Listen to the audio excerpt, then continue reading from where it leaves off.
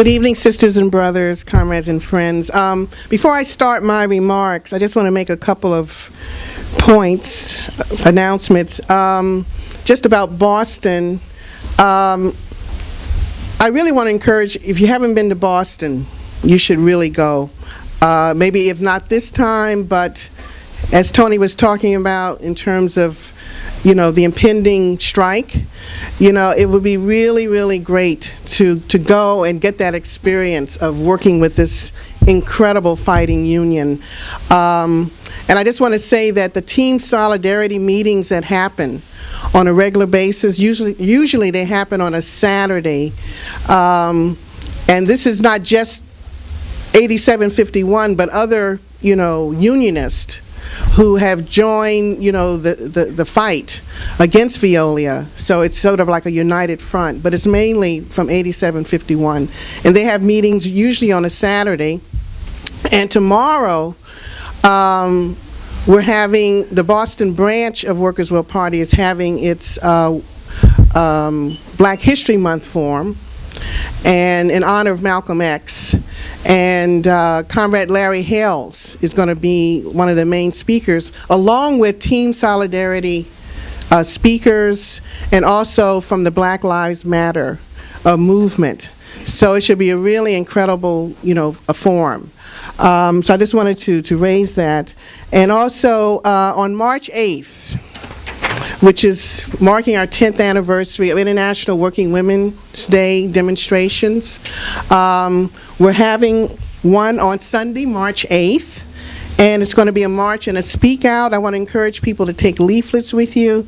It's going to focus on a lot of issues impacting women, because we feel in our coalition that every issue is a women's issue. But this year we want to pay special attention on the struggle against state repression, police terror, and U.S. militarization.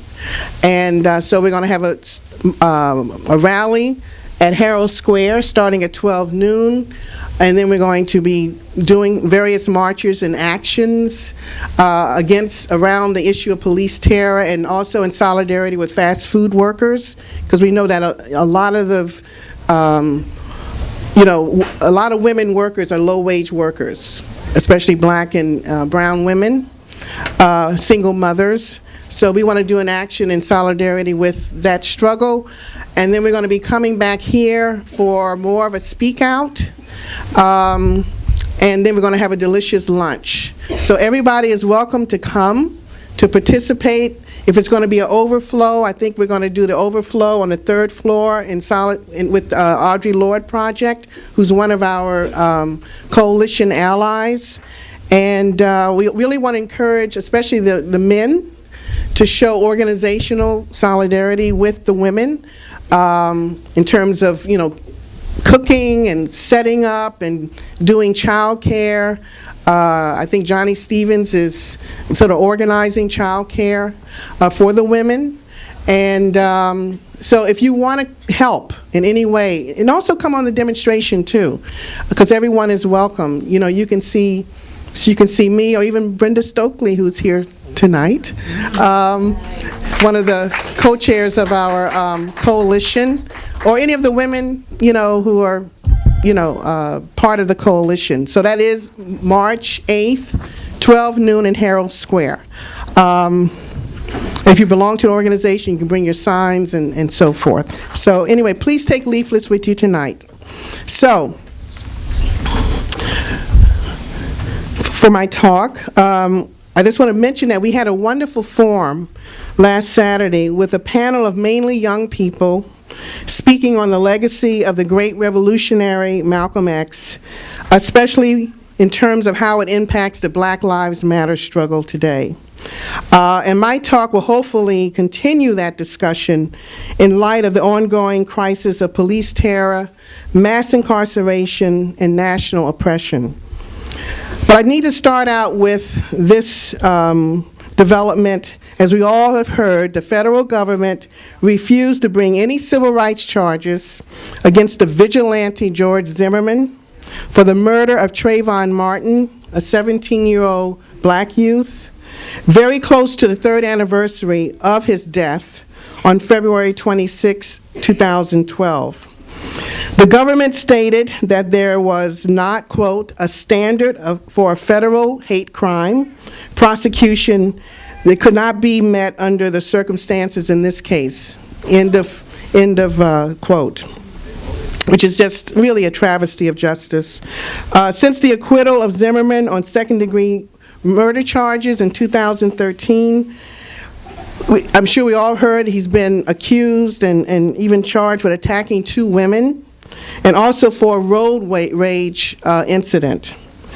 This ruling, coupled with the non-indictments of the police killings of Michael Brown, Eric Garner, and countless others, is not just, as I said, an individual travesty of justice, but should be reviewed within the broader political context of the racist war against people of color, especially youth of color.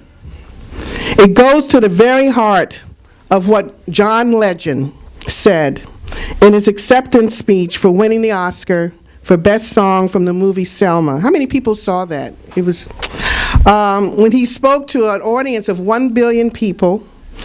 He first said that, quote unquote, Nina Simone said it's an artist's duty to reflect the times in which we live, end quote. He went on to say that the U.S. is the most incarcerated country in the world, and that there are more young black men, quote unquote, under correctional control than were in slavery in 1850. He also talked about the compromising of the 1965 Voting Rights Act. And his comments caused a firestorm on Twitter and Facebook. Legend ended his comments on this note: those of you who are still marching for justice today, we are all with you, end quote. And to me, Legend was not only talking about, what's going on today, in society today, especially with the Black Lives Matter struggle. He was also shining a light, again, on the structural racism within the academy itself, which still to this day is at least 94% white in terms of its membership and 76% male. And these are some of the major reasons, I think, that the movie Selma was snubbed in so many major categories. But just to get back to his comments about mass incarceration, it was if, and I know he has read Michelle Alexander's book, The New Jim Crow, because, it just smacked of him, reading this book. And because really mass incarceration, as she talked about in her book, is fueled by the prison industrial complex.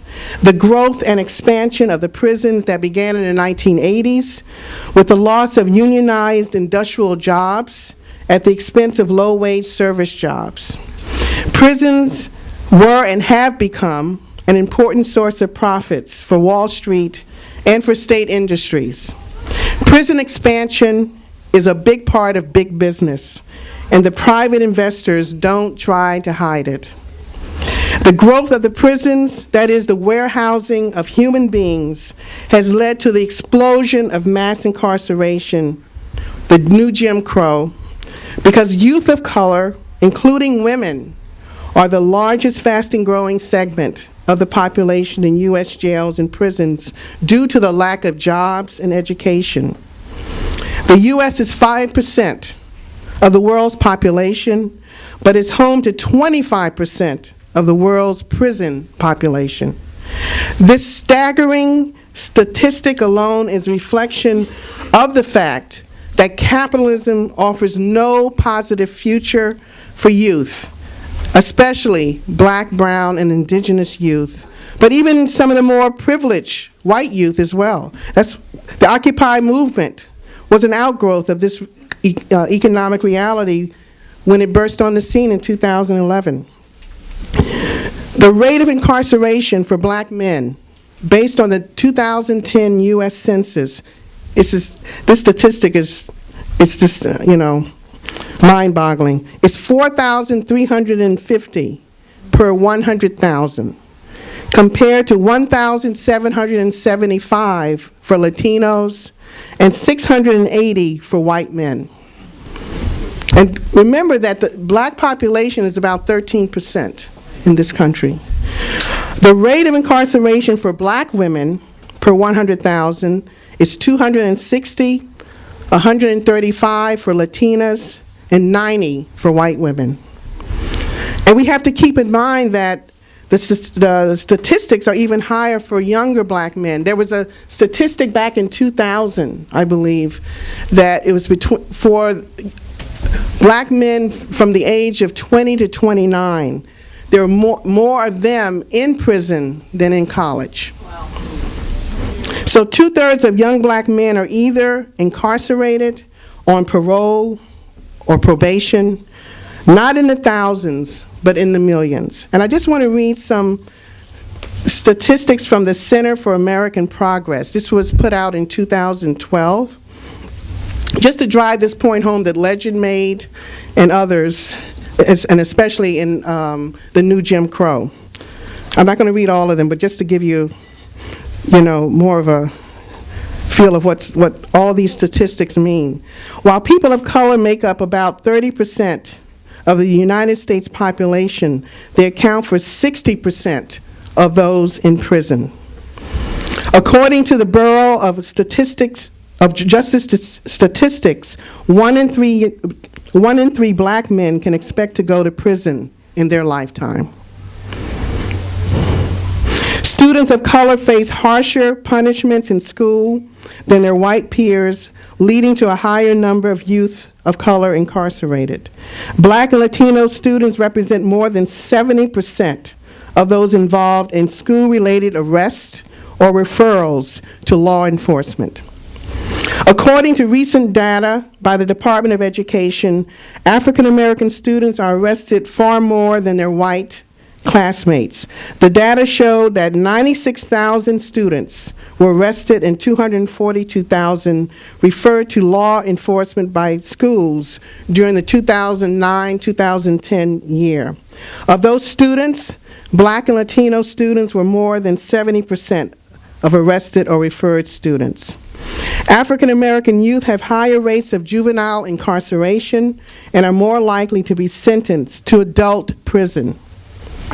According to the Sentencing Project, even though African American juvenile youth are about 16% of the youth population, 37% of their cases are moved to criminal court, and 58% of African youth are sent to adult prisons. As the number of women incarcerated has increased by 800% over the last 3 decades, women of color have been disproportionately represented. While the number of women incarcerated is relatively low, the racial and ethnic disparities are startling.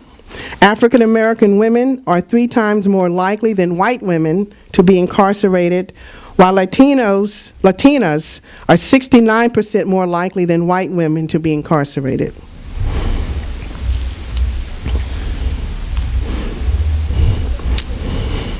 Once convicted, black offenders receive longer sentences compared to white offenders. The U.S. Sentencing Commission stated that in the federal system, black offenders receive sentences that are 10% longer than white offenders for the same crimes, mainly around drug-related issues. Voter laws that prohibit people with felony convictions to vote disproportionately impact men of color. An estimated 5.3 million quote-unquote Americans are denied the right to vote based on past felony conviction. Felony disenfranchisement is exaggerated by racial disparities in the criminal justice system, ultimately denying 13% of African American men the right to vote. Felony disenfranchisement policies have led to 11 states denying the right to vote to more than 10% of their African American population. And then the last one, studies have shown that people of color face disparities in wage trajectory following release from prison. So that sort of just gives you a flavor of what's going on. And that was 2012. So who knows what's happening today. I'm sure those figures are worse. And this is why the Black Lives Matter movement is so important. And we'll need the solidarity of the entire movement, especially, with the difficult period that, we're seeing right now with the ebbs and flows of this movement. Like, every movement goes through these ebbs and flows. This is nothing new. And the same was true 50 years ago when young people en masse, black and white, went to the South, to cities like Selma to face down state troopers, the Klan, and other state repression, to tear down the barriers of Jim Crow, and also for the historic Watts Rebellion in Los Angeles, whose 50th anniversary will take place this coming August. Just like the Ferguson Rebellion last August, the Watts Rebellion was sparked by police brutality in the black community, a community that was racked by poverty, resulting in the deaths of 34 black people by local police and National Guard. In closing, I would just like to repeat a profound quote that Malcolm X made just 1 week before his assassination, which is so applicable today as it was then. And I quote, I quote him, "It is incorrect to classify the revolt of the Negro as simply a racial conflict of black against white, or as purely an American problem. Rather, we are today seeing a global rebellion of the oppressed against the oppressor, the exploited against the exploiter," end quote. And comrades and friends, I really believe if Malcolm X were alive today, and the 90th anniversary of his birth is coming up May 19th, and if he was in good health, he would be cheering on the Black Lives Matter movement and the struggle against all forms of racist terror. In 1962, he stood shoulder to shoulder with the African-American labor leader A. Philip Randolph at rallies in support of black and Latino unionized hospital workers in Harlem. So he would be cheering on the 15 an hour and a union struggle of low-wage workers. And because he was for the unity of all the oppressed against imperialism, he would be cheering on the right of self-determination for our Palestinian, our Venezuelan, our Puerto Rican, Haitian, African, and other oppressed sisters and brothers fighting for their liberation against U.S. imperialism. And while it's important to be in solidarity with the families of those murdered by the police, like Brandon Tate Brown and Frank McQueen, who were murdered in Pennsylvania, there's Michael Brown, there's Eric Garner, there's 12-year-old Tamir Rice, John Crawford III, Oscar Grant, Jesse Hernandez, Antonio Zambrano Montes, who was shot at 17 times, just farm workers in Washington State, Kevin Davis in Atlanta, Trayvon Martin, and countless others. They are more than just individual statistics. These stolen lives are part and parcel of an unprecedented racist war against our class, the working class, which is multinational and multi-generational. Our class, especially our youth, are suffering from a lack of good-paying, unionized jobs with benefits. When I was in Ferguson, I talked to these youth last August and October. They understand more than anybody that since there are no jobs for them, their future is very bleak for them and their children, and that they're expendable by the system. They understand more than anybody that they are at risk of being the next Michael Brown or being locked away in prison, and that the only job they may ever get will be in prison for 20 cents an hour, which is just a few steps above slavery. These youth see the system, the capitalist system, as the problem, and this is why they have put their lives on the line, because they have nothing to lose and everything to gain. So let's continue to organize in solidarity with this important movement and all the movements as well. And I just want to say that the People's Power Assembly is preparing to carry out a national tribunal against police terror and structural racism, and that's going to be launched on April 2nd at the National Theater in Harlem to help show that the whole damn capitalist system needs to be eradicated once and for all by any means necessary. Thank you. You know, the Academy Awards in many ways reflects the rest of society.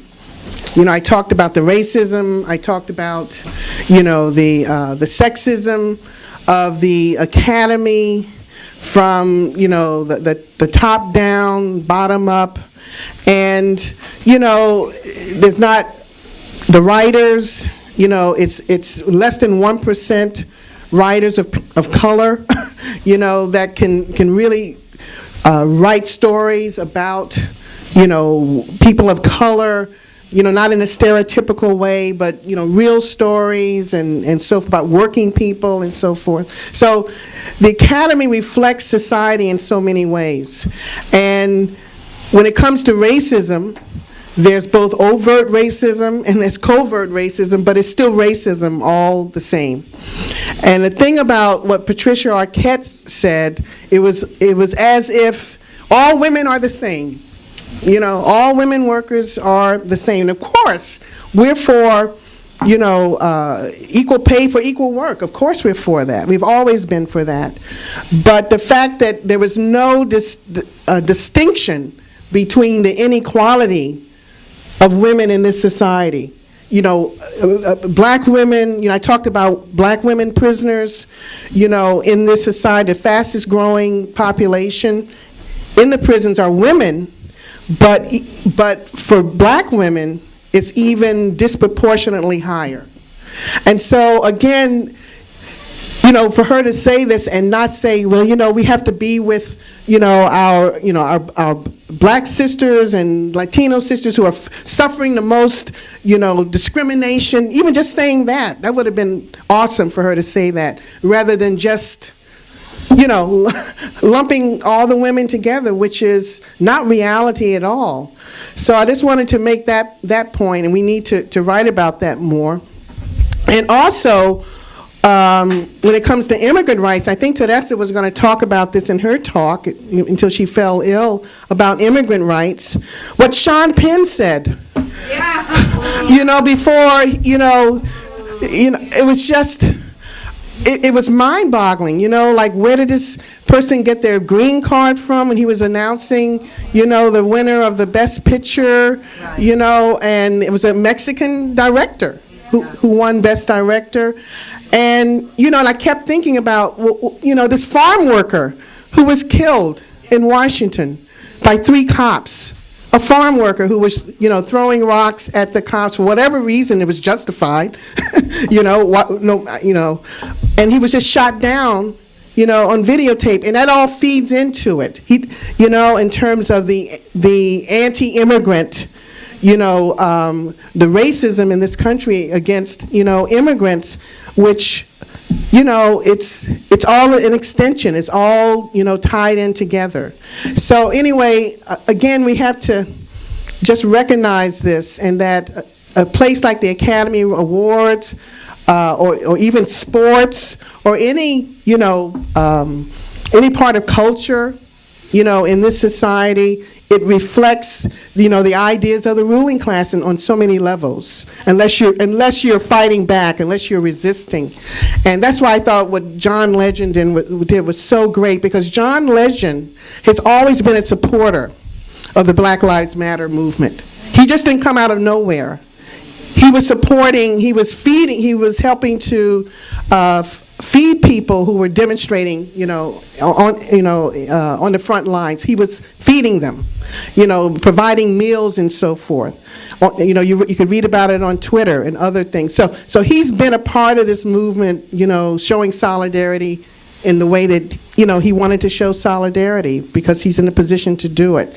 So that's why I thought, and they're all downplaying it too. They're downplaying what he said.